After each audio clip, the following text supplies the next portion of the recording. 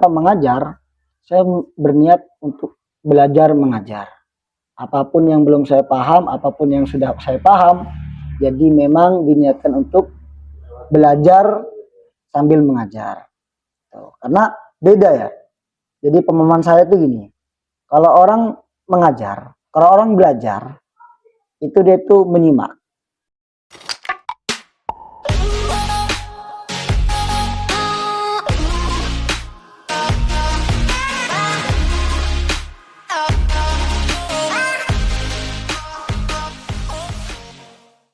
Assalamualaikum warahmatullahi wabarakatuh. Waalaikumsalam warahmatullahi wabarakatuh. Ahlan wa sahlan wa marhaban al-jama'ah al-mustami'in wal mustami'at. Lakitum ma'i aidan fi muhawarah atau tadwin sauti amsilati Jateng 3. Selamat datang, ketemu kembali bersama saya Muhammad Haidar Hilmi di podcast Amsilati Jateng 3. Gimana kabarnya semua? Sehat ya? Lama nggak jumpa ini. Alhamdulillah. Beberapa minggu kemarin sempat ya vakum ya karena puasa dan Syawal. Alhamdulillah pada kesempatan kali ini kita kehadiran tamu agung. Ustadz saya, senior saya di Pondok Amsilati. Namanya Ustadz Sultan Faisal. Gimana kabarnya Ustadz? Alhamdulillah. Baik.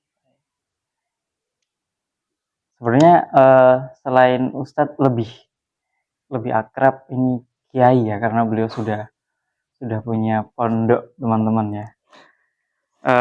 Kita perkenalan dulu biar lebih kenal ya Ustadz ya. Ustadz apa Kiai ini? Ustadz aja. Kang aja sih biasanya. Ustadz aja. Jenengan yang ngajarin saya dulu. Nama lengkap, kelahiran, monggo Ustadz cerita sedikit tentang profil jenengan. Baik. Kalau dari nama ya? Ya. Nama saya itu Ahmad Sultan Faisal. Kelahiran Bekasi 26 Desember 92. Tuh. Ayah dari Madura, kalau ibu turunan dari Betawi sama Cirebon.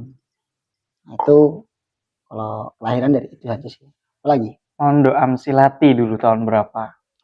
Kalau Mondok Amsilati saya tahun 2005 akhir. 2005 akhir September kok. Sampai lulusnya sampai ya, selesai boyong. Boyongnya. Kalau sampai boyongnya 2015 awal. Kalau kan jenengan sampai pasca ya, sampai lulus. Ya, lulus pasca. Wisudawan keberapa paskanya Ustaz? Kalau pasca itu ke-7. Pasca ke-7. Ya. Saya ke-13.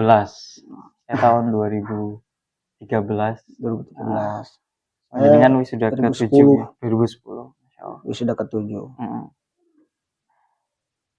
Terus ini kesibukan nih sekarang, kesibukannya di rumah ngapain?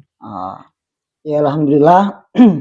Kalau kesibukan ya dari setelah boyong itu memang saya tuh langsung ngajar Amsilati di rumah, karena memang dari Abah Yai ketika saya pamit pun saya langsung diberi amanah untuk ngajar gitu. Ngajar aja Kang, 2 orang 3 orang ajarkan, jangan melihat santrinya berapa, jangan melihat siapa yang diajarkan, tapi niatnya hanya semata-mata hanya karena Allah aja.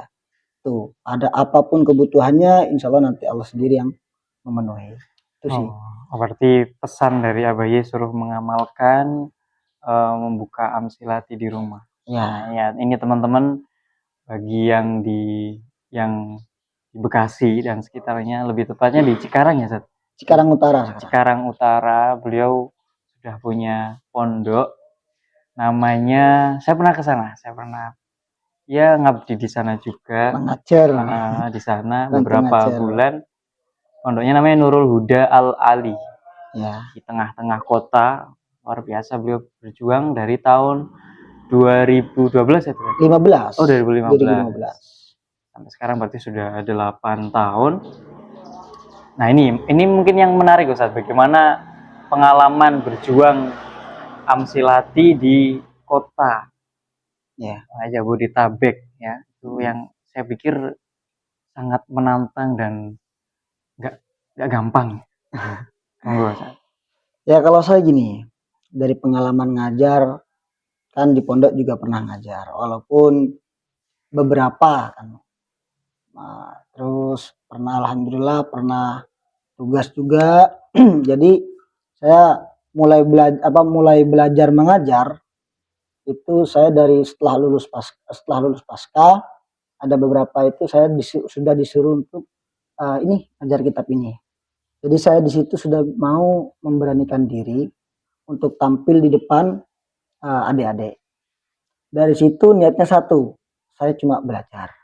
Sampai saat ini pun niat ketika saya mengajar, saya berniat untuk belajar mengajar.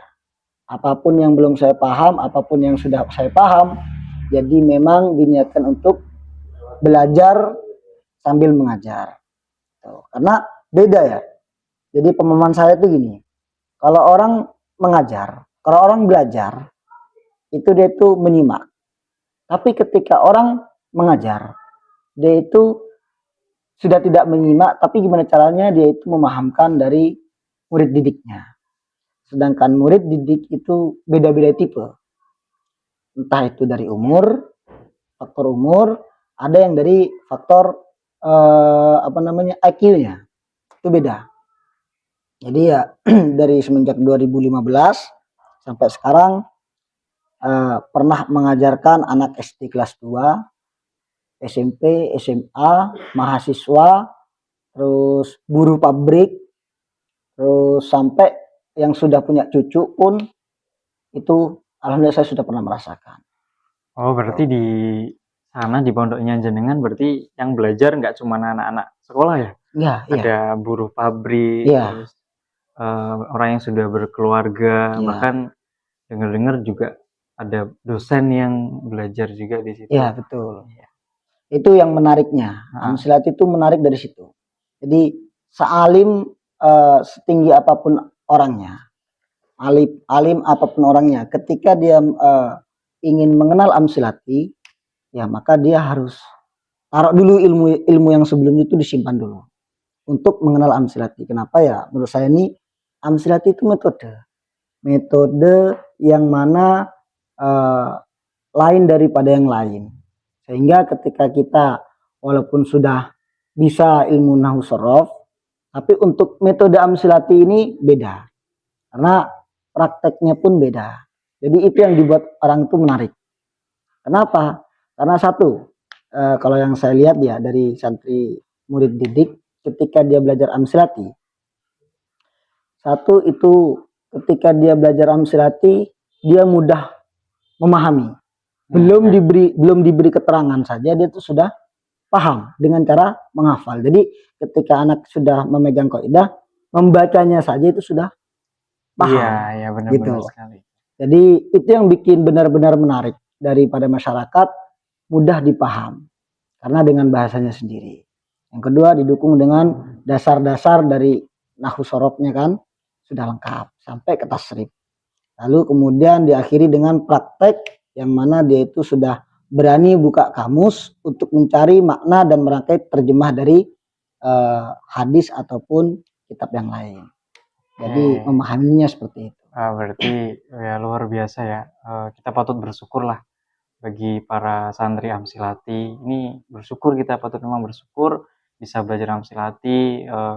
Orang dulu belajar nahwu sorof kan kesulitan, butuh proses bertahun-tahun tadi ya. Kayak tadi dulu kayak misalkan kalau di Amsilati baca, paham, ngafalin dan paham langsung. Tapi kalau dulu kan ngafalin tok sampai wah pusing, pahamnya nggak tahu ya.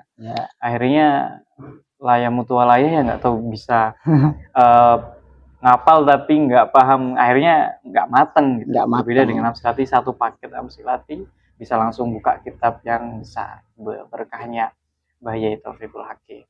Insyaallah. Terus ini Ustaz, ini biar nggak terlalu lama Ustaz ya. Nggak terlalu lama. apa mungkin pesan atau kesan yang jenengan alamin yang pernah momen dari Abah Yai kebersamaan jenengan misalkan sowan ke Abah Yai atau pesan dari Abah Yai yang bisa disampaikan kepada teman-teman santri-santri dan alumni. Ya, kalau saya pernah sowan sowan ke Abah Yai, di situ ya alhamdulillah dengan lantaran saya mengajar Amsilati, Abah Yai sering tanya, gimana perkembangan dari Amsilati? Yang kedua, bagaimana murid mencerna Amsilati? Nah, setelah dari beberapa perbincangan, Yai langsung menutup seperti ini. Ingat Kang, jenengan sekarang sudah menjadi paku. Sudah menjadi paku. Semakin paku itu dipukul, semakin erat paku tersebut tertancapnya itu semakin dalam. Semakin dipukul lebih keras, paku tersebut semakin dalam. Jadi jangan sampai paku itu dipukul tapi malah patah. Jadi alhamdulillah walaupun saya itu ngajar Amsilati Kang ya. Saya ngajar Amsilati. Sedikit mood-moodnya anak hilang, itu gimana caranya saya itu membuat anak itu kembali lagi. Bahkan orang tuanya sudah izin pamit untuk berhenti Amsilati. Itu saya mikir gimana caranya itu dia nggak sampai pamit gitu. Ya. Jadi karena gini Kang, pengalaman saya terberat yang paling sulit itu ketika saya dengan wali murid itu tidak sepemikiran. Jadi kalau murid itu sebagai anak yang sedang dicukur. Ketika anak yang sedang dicukur, kepalanya ditengok ke kanan, tengok ke kiri, dia manut. Tapi kalau sudah orang tuanya tidak sepemikiran dengan kita, itu yang repot. Kadang anaknya semangat belajar, udah capek ngajinya, besok aja. Gak usah ngaji dulu, habis olahraga. Akhirnya rambutnya botak itu. Rambutnya botak, gak jadi rapi.